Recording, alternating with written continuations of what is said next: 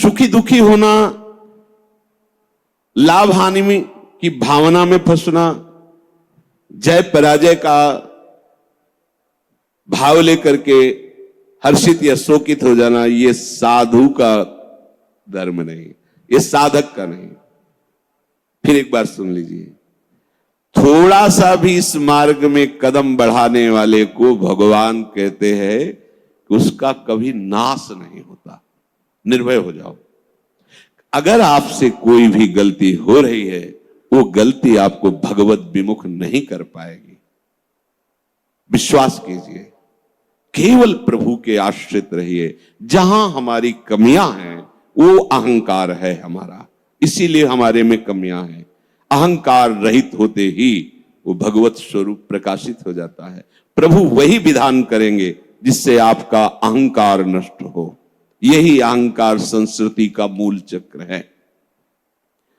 अब हमें प्रभु के वचन मान करके जब भगवत मार्ग में चलने का अवसर मिला तो मुझे कभी निराश नहीं होना इस मार्ग से। ऐसी परिस्थितियां आती कि कभी कभी ऐसा लगता है कि कोई प्रेम से बात करने वाला नहीं। इतना कष्ट सहकर इस मार्ग में चल रहा हूं, कोई शाबाश कहने वाला नहीं। वारे बहादुर शाबाश, आगे बढ़ो। तो एक उत्साह होता है, जिसको देखो वही निराशा पैदा करता है। ज्वान जोगी जहां जिसे गंगा किनारे भ्रमण कर, ज्वान जोगी मतलब सूर पीठी घावरे, इन्हें न देख पति आवरे, कैसी कैसी बातें। जवान जोगी है और वैद्य रोगी है, और जो योद्धा है वो पीठ में घाव लिए, इनको देखकर कभी श्रद्धा नहीं करनी चाहिए।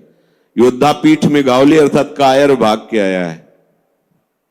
वैद्य रोगी अर्थात वो सही वैद्य नहीं अपने को ठीक कर लेता।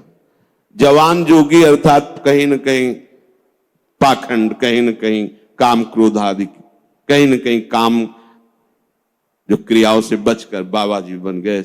ऐसे सामने से कटाक्ष, सामने से गालियां, अवहेलना,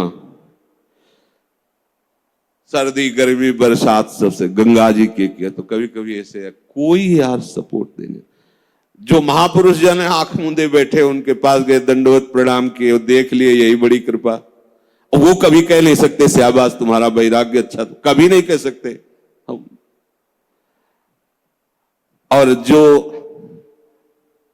अपने समान या नीचे कच्चा, उनके कहने न कहने से कोई फर्क नहीं पड़ता था, क्योंकि प्रमाण तो तभी जब महापुरुष कोई कहे। कभी कभी रो पड़ते थे, यार क्या मतलब, कोई तो कहीं तो कुछ। फिर अंदर आता, अरे क्या प्रशंसा सुनना चाहते हो? क्या किसी अन्य का भरोसा रखना चाहते हो? आगे बढ़ो, आगे बढ़ो। ये श्लोक पूरे जीवन की धरा है।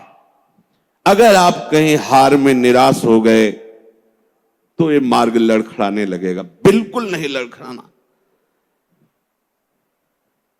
आप लोगों को तो रोज सत्संग मिल रहा है, अपने को तो ऐसा भी सौभाग्य नहीं था कि सत्संग रोज मिले।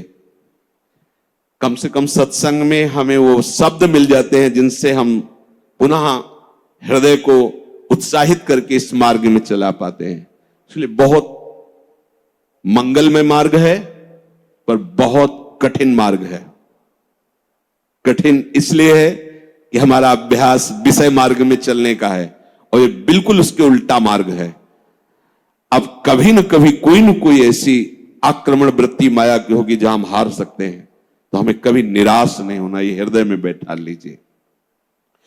दूसरी एक उपासक के अंदर वृत्ति रहती है कि अगर मैं ये देख लूं, अगर मैं ये भोग लूं, तो बार बार जो मन कहता है एक बार उसको समझा देंगे ना कि देखो भोगा उसमें सुख नहीं, जैसे शास्त्रों में लिखा है। ये होता है पक्का, ये मत समझो कि किसी एक की बात है। सबके अंदर ये मन की चालबाजी, जो तुम्हारे अंदर वही हमारे अंदर, तुम्हारे सबके अंदर।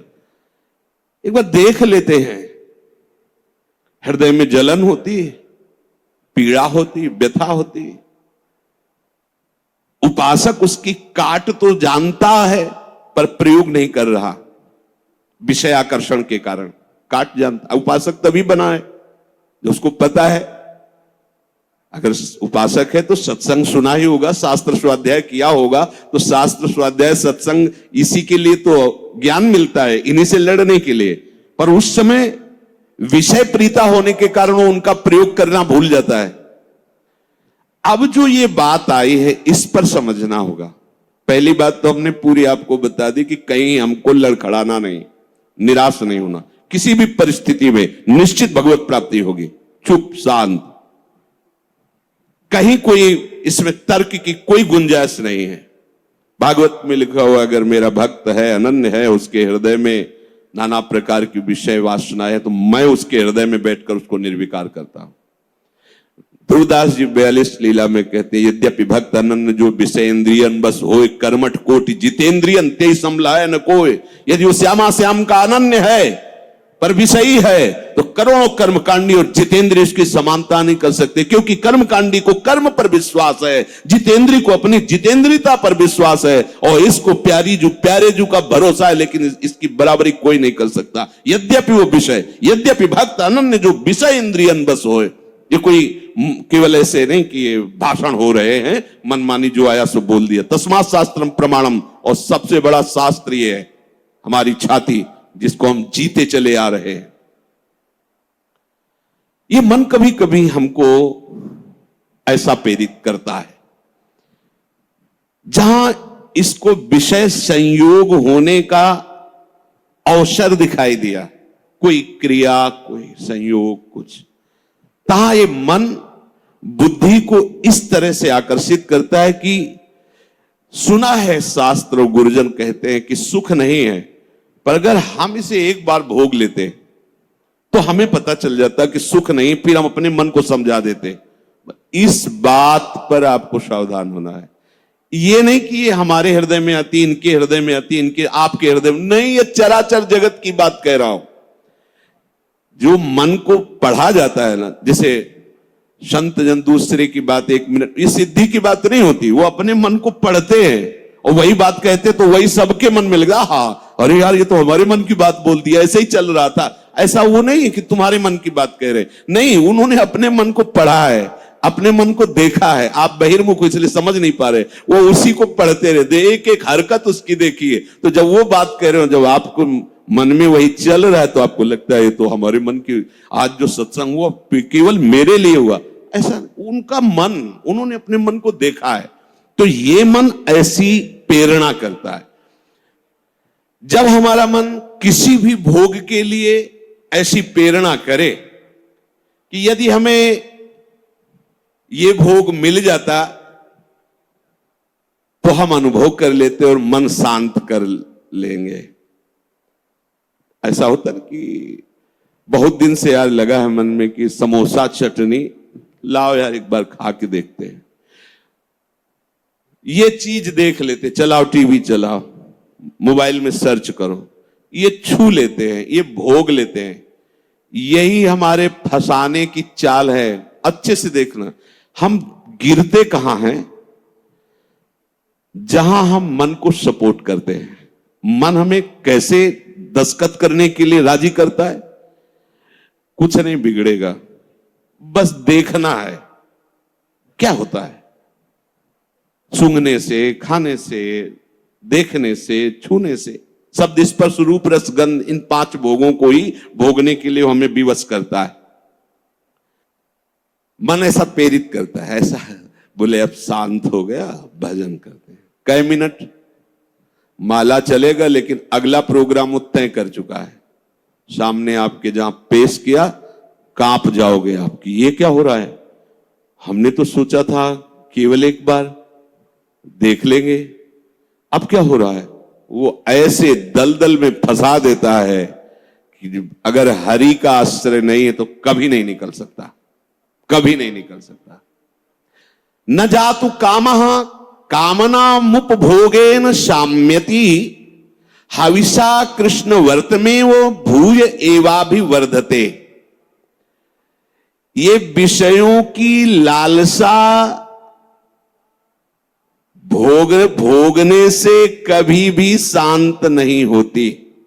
ब्रह्म ऋषि महापुरुष, इनके अनुभव की बात है। न जातु कामः कामना मुपभोगेन शाम्यति। समझ लो, मन को ठीक करने के लिए महापुरुषों के वचन ही शस्त्र हैं, वचन ही प्रमाण हैं। जब हमारा मन ये लालसा पैदा करता है तभी हम उसमें तदात्म हो जाते हैं, क्योंकि हम सुख के लोभी हैं। वो हमें सुख दिखाता है, बस ऐसे, बस उसी समय विषयों की लालसा हमारे सामने प्रकट की गई, मन ने प्रस्तुत किया। ऐसा समझ लो कि जीव एक राजा है और बुद्धि उसकी रानी है और मन उसका मंत्री है, और इस मंत्री ने चतुरता पूर्वक पूरे राजमहल को अपने अंडर में कर रखा है। जैसा यह चाहता है वैसा दस्तखत दोनों से करवा लेता है। मन, हमारी बुद्धि एक एक वृत्तियों पर अधिकार कर चुका है। अगर बुद्धि निश्चय करती कि गलत है, बिल्कुल नहीं सुनता और दस्तखत करवा ही लेता है, समझना। और राजा इतना अधीन हो चुका है बुद्धि और मन के कि वो कुछ निर्णय करता ही नहीं है। जहां जैसे रानी ने इशारा किया तो मंत्री ने कागज रख दिया, उसने दस्तखत कर दिया, पढ़ा भी नहीं कि है क्या ये। अगर वो पढ़ ले और वो रानी और मंत्री की अधीनता को समझ जाए कि मैं इनके अधीन हो रहा हूं, तो आप समझो 1 सेकंड में पूरा सिस्टम ठीक हो जाएगा, क्योंकि वो सर्व सामर्थ्यशाली है। बस चूक यही हो रही, आज तक कभी उसने पढ़ा ही नहीं कि क्या पेश कर रहा है, बस दस्तखत कर दिया। उस राजा की क्या दुर्दशा होगी जिसकी रानी और मंत्री भी उसके खिलाफ ही खड़े हुए हैं और उसको लग रहा है सब अनुकूल है। उस राजा की क्या दुर्दशा होगी। क्या है वो राजा, किस बात का राजा है? वही दशा इसकी है। ईश्वर अंश जीव अविनाशी, चैतन्य अमल आनंद सुख राशि। वो जीवात्मा बुद्धि की प्रियता में, मन की सलाह में फंसकर निकृष्ट भोगों में, कहां आनंद राशि, कहां चिदानंद घन स्वरूप और कहां मलिन प्राकृतिक भोग, हर में दस्तखत। सोच ही नहीं पा रहा है, ये लो, मांस लो, मदिरा लो, व्यभिचार लो, ये सब में दस्तखत।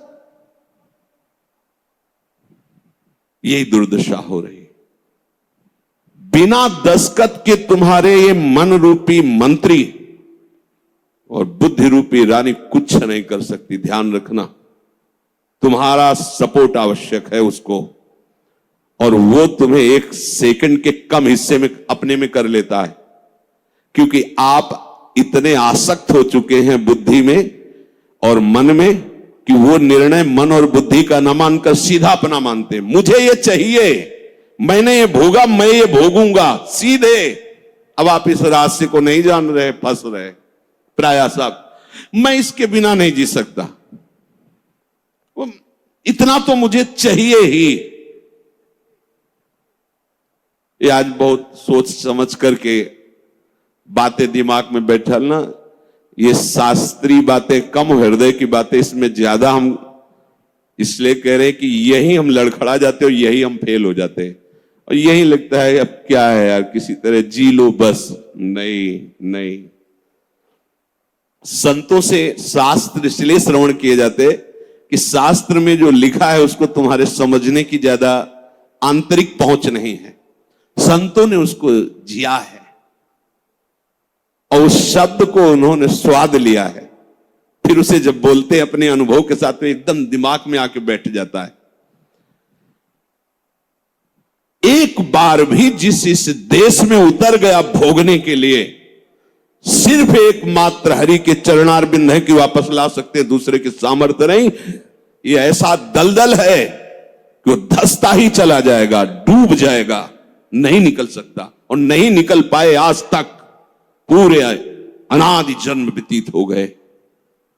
आज हरि कृपा से, गुरु कृपा से साधु संग प्राप्त हुआ है, तो हमें ऐसे दलदल से निकाल कर ऐसे स्वच्छ और सुरक्षित स्थान पर उन्होंने खड़ा कर दिया। तो आप सब ध्यान दीजिए, ये मन आपको कैसे फंसाता है। ये आपके सामने आपकी कमजोरी पा गया है। क्या?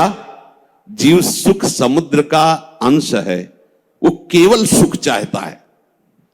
ये कमी पा चुका है कि इसको सुख चाहिए, और सलाह और दिशा दोनों गलत हो गई।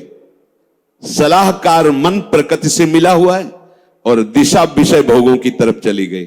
अब ये जिस विषय को कह देता है ये स्वीकार कर लेता है। अब इस बात को आपको काटना होगा। वो आपके सामने लालसा पेश करेगा सुख भोग की। अज्ञानी कभी इससे नहीं निकल सकता, ध्यान रखना। और भक्त कभी अज्ञानी नहीं होता। बड़े बड़े भक्तों को देख लीजिए। भक्तराज श्री हनुमान जी महाराज, ज्ञानी नाम अग्रगण्यम बुद्धिमताम वरिष्ठम। भक्तराज गरुड़ जी, जिन पर भगवान स्वयं आसन लगाते बैठते हैं, गरुड़ महाज्ञानी गुण राशि। अब भक्त को कोई कहे कि ये तो अज्ञानी, भक्त परम ज्ञानी होता है। दोनों पक्षों का ज्ञान होता है, प्रेम का भी और आत्मस्वरूप के बोध का भी। ज्ञानी एक पक्ष केवल आत्मस्वरूप का बोध और मुक्त हो गया, और भक्त मुक्त होते हुए भी मुक्ति को न स्वीकार करके आगे बढ़कर भगवत प्रेम राज्य में प्रवेश पाता है। न जातु कामः कामानामुपभोगेन साम्यति। ये बात बैठा लिए भाई। ये जो मन आपको पेश कर रहा है कि ये क्रिया हो जाती, ये भोग मिल जाता तो मुझे शांति मिल जाती और फिर मैं आराम से बैठ के भजन करता। सावधान रहना, ये दुश्मन आपको प्रलोभन में फंसा कर ऐसे दलदल में ले जा रहा है जहां केवल हरि बचा सकते, दूसरा नहीं।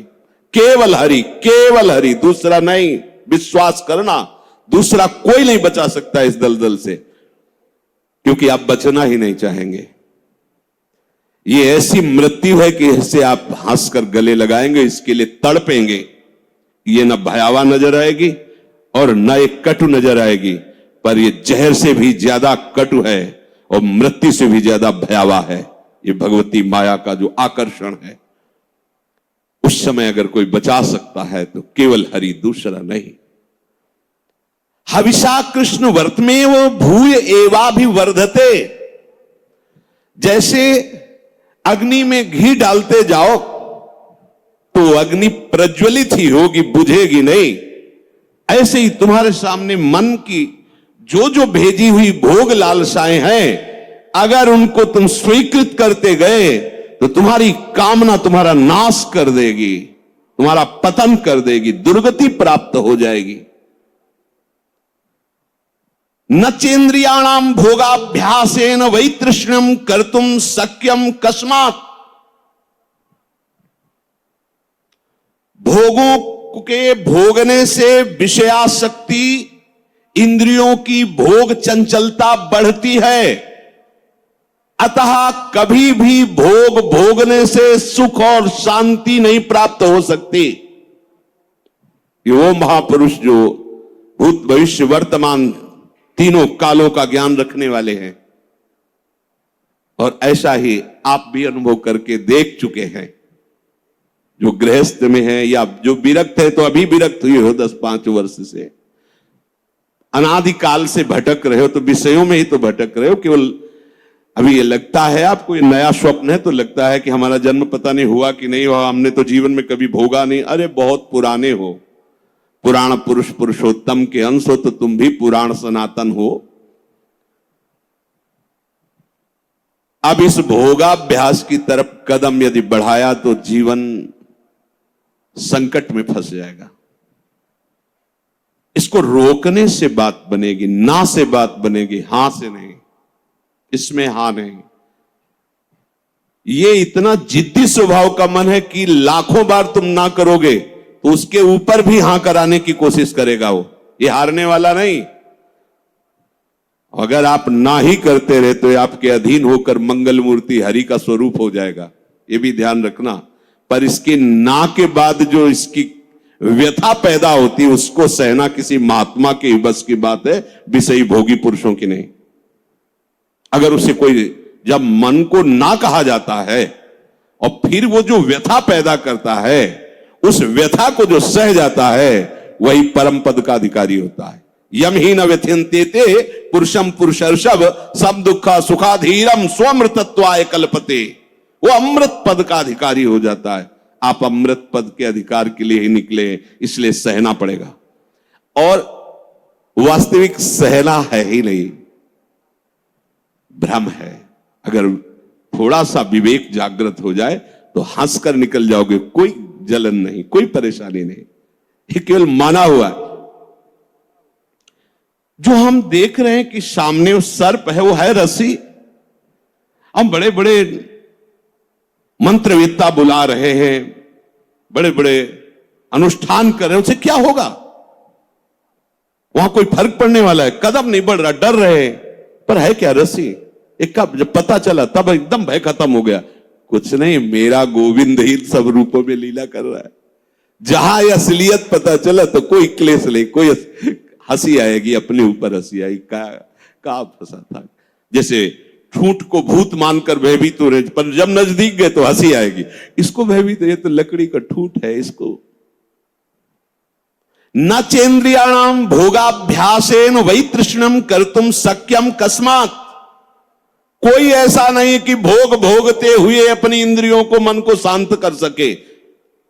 त्यागात शांति। और हमारा मन हमको क्या सलाह देता है? भोगा शांति, भोग लो तो शांत हो जाओगे।